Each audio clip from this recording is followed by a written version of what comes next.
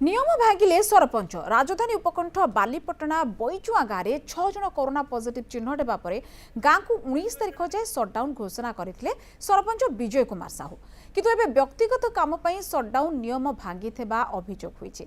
निज सीमेंट दुकान रो बैरिकेड भांगी 10 चकिया गाड़ी रे रड आनी रखिछन्ते एमिति कि दुकान खोली अनलोड करथिबा मते अभियोग होईছে।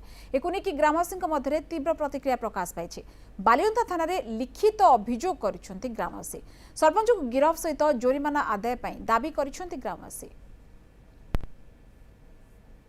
सटडाउन खोलिकी टोटाल लॉक खोलिकी 10 चकिया गाड़ी जाइए रोड खाली कराऊँगी बंचा पंचायत ए विषय रे आम वीडियो को अवगत करेलु माननीय तहसीलदार आसिकी गाड़ी की सीज करने बालियंता थाना रे सीज कर रखी कि बर्तमान सुधा कोविड नियम उल्लंघन करी सरपंच बर्तमान घरे बसी बुलूँ कहते मोर कि कौन कर गर्भवती लोक को छाड़े मशीन बुआई टेकिकी पंकरे नहीं गले 10 चकिया गाड़ी रे रड बोझे करके आइले पुलिस भाई मैंने सहयोग कले आमर मुख्य दागी सरपंच को बालियंता आए सी एपर्यंत कहीं गिरफ करना।